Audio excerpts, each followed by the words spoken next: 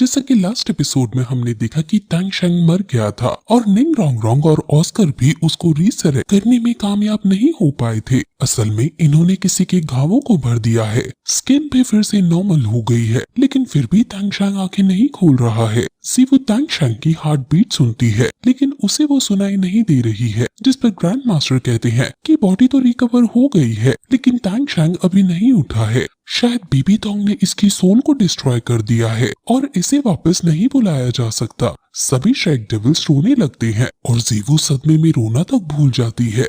तांग हाओ जोर जोर से चिल्लाने लगता है कि उनका बेटा मर कैसे सकता है। वही असुरा गॉड जो अपने रियलम में है, वो कहते हैं कि सी गॉड तांग शेंग मर चुका है, उसके पास तांग शेंग की सोल है और वो तांग शेंग से बातें कर रही है। वो उसे कहते हैं कि तुम सी गॉड के रूप में मर चुके हो, लेकिन हालांकि तुम असुरा गॉड बनकर फिर से रह सकते हो। तांग शेंग पूछता है कि मुझे क्या सैक्रिफाइस करना पड़ेगा असुरा गॉड बनने के लिए, जिस पर असुरा गॉड कहते हैं कि तुम्हारी पास्ट लाइफ की सारी मेमोरीज मिट जाएंगी। ये सुनकर तांग शेंग सोच में पड़ जाता है, क्योंकि अगर वो असुरा गॉड बनना एक्सेप्ट करता है तो वो सभी दोस्तों को, जीवू को, अपने माँ बाप को भूल जाएगा, यानी उसकी पहले की मेमोरी वाइप आउट कर दी जाएंगी। तुम्हारे अंदर मॉर्टल वर्ल्ड को लेकर कोई भी फीलिंग नहीं रहेगी, तुम्हारे दिल में सिर्फ डिविनिटी रहेगी और जिसे भी तुम प्यार करते हो तुम्हारे मन में उनके लिए प्यार खत्म हो जाएगा।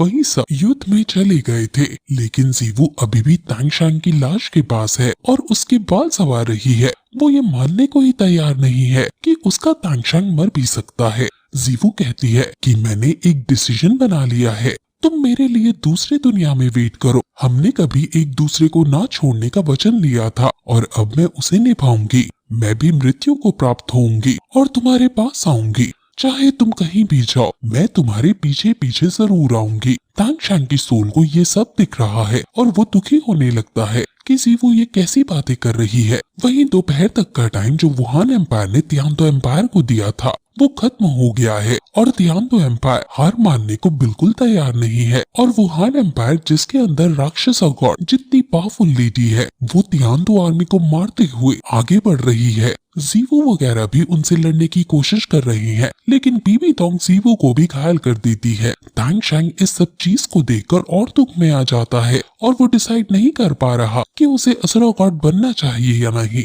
क्योंकि वो अपनी मेमोरीज नहीं खोना चाहता। लेकिन अगर वो अब नहीं जाता वहाँ तो इन सभी को बीबी तोंग मार डालेगी। वही जीवू ये डिसाइड कर चुकी थी कि वो भी अपनी सोल को तुम्हारे पास पहुँचाएगी। इस युद्ध में शहीद होते हुए असुरा गॉड उसे कुछ चुनने को कहते हैं और तांग शेंग असुरा गॉड बनने को मान जाता है। अब असुरा गॉड बनने का रिचुअल स्टार्ट हो जाता है और तांग शेंग के अंदर असुरा गॉड की पावर्स आने लगती हैं। लेकिन जैसे जैसे उसके पास उसकी पावर्स और उसका डोमेन आ रहा है, वैसे वैसे उसके अंदर से शेक डेविल्स की यादें जा रही है। उसका अपीयरेंस भी अब बदल जाता है और वो कई रियलिम्स को पार करता हुआ अब मेनलैंड डोलो कॉन्टिनेंट पर आ जाता है। उसके आते ही सभी शेक डेविल्स हैरान हो जाते हैं। तांग शेंग असुरा गॉड के रूप में है और काफी ज्यादा ताकतवर लग रहा है। वहीं बीबी तोंग भी तांग शेंग को देखती है और सोच में पड़ जाती है कि आखिर तुम मरते क्यों नहीं हो। सभी शेक डेविल्स खुशी से रोने लगते हैं कि तांग शेंग फाइनली रिसरेक्ट हो गया है। हुई लीना भी हैरान है कि ये अभी मरा नहीं है और वापस आ गया है।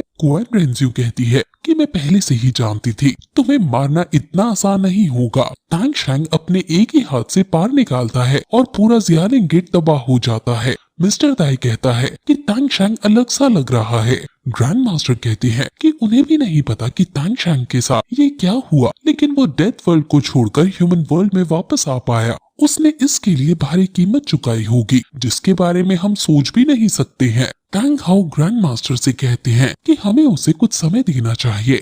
जीवू फाइनली अब खुश है। बीबी तोंग तुरंत तांग शेंग से लड़ने जाती है और उस पर फुल पावर से हमला करती है, लेकिन तांग शेंग अपने एक ही हाथ से उसके हथियार को रोक देता है और उसे पंच मारकर दूर फेंक डालता है। बीबी तोंग जो कि एक गॉड है, वो इतनी बुरी तेज से जब नीचे गिरती है तो सब हैरान हो जाते हैं और हुई लीना सोचने लगती है कि आखिर ये कैसे पॉसिबल है। ग्रैंड मास्टर कहते हैं कि रिसरेक्शन के बाद न सिर्फ तांग शेंग बदला है, बल्कि इसकी पावर भी बहुत टेरिफाइंग हो गई है। वो फिर सभी डॉट्स को जोड़ना शुरू करता है और समझ आता है कि तांग शेंग अब असुरा गॉड बन गया है। वही क्वीन रेंज्यू भी समझ गई है कि तांग शेंग सी गॉड नहीं रहा है, क्रोकोडाइल मास्टर क्वेन रेंज्यू के पास आते हैं और कहते हैं कि अगर सब कुछ ऐसे ही चलता रहा तो आपके दादा का बनाया हुआ ये एम्पायर नष्ट हो जाएगा। क्वेन रेंज्यू कहती है कि अगर बीबी डोंग तांगशैंग को नहीं रोक पाए तो उसके मरने के बाद मैं तांगशैंग को रोक दूंगी और मार दूंगी। मैं उसे मारने में जरूर कामयाब हो पाऊंगी। क्रोकोडाइल मास्टर कहता है कि बीबी डोंग तुम्हारी मदर है, तुम्हें उन्हें ऐसे मरते हुए देखना नहीं चाहिए। जिस पर क्वेन रेंज्यू को गुस्सा आ जाता है और वो कहती है कि आइंदा उन्हें मेरी माँ बुलाने की गुस्ताखी कभी मत करना, वो मेरी माँ नहीं है। क्रोकोडाइल मास्टर कहता है कि अब सिचुएशन वो आ गई है जहाँ अब मुझे तुमसे कुछ भी छुपाना सही नहीं होगा। अगर तुम्हें रीजन पता होगा कि क्यों तुम्हारी माँ ने तुम्हारे पिता को मारा और हमेशा तुम्हें नकारा तो तुम उनसे नफरत नहीं करोगी। वो अब उसे सारी कहानी बता देते हैं। ये सब सुनकर क्वेन रेंज्यू को रोना आ जाता है कि कैसे उसने बेफालतू में अपनी माँ से हेट किया, जबकि अगर उसके खुद के साथ ऐसा होता तो वो भी ऐसे ही करती। ये हमारा एम्पायर का एक डार्क फेस था जिसे हम सब भुलाना चाहते हैं लेकिन चाहकर भी भुला नहीं पाते। तुम एटलीस्ट अपनी मॉम से हेट मत करो क्योंकि वो इस एम्पायर के लिए लड़ी है। इस एम्पायर ने सदा उन्हें दुख दिया है लेकिन फिर भी वो आज यहाँ खड़ी है। वहीं तांगशैंग अब अपनी असुरा गॉड की पावर से वुहान एम्पायर के बहुत सारे सैनिकों को मार देता है और बीबी डोंग समझ जाती है कि इसका लेवल मुझसे ज्यादा है और मैं इसे नहीं हरा पाऊंगी। सभी शेक डेविल्स खुश हो रहे हैं। वहीं अब क्वेन रेंज्यू बीबी डोंग के पास आ जाती है और उसको ज्वाइन करने को वो रेडी है।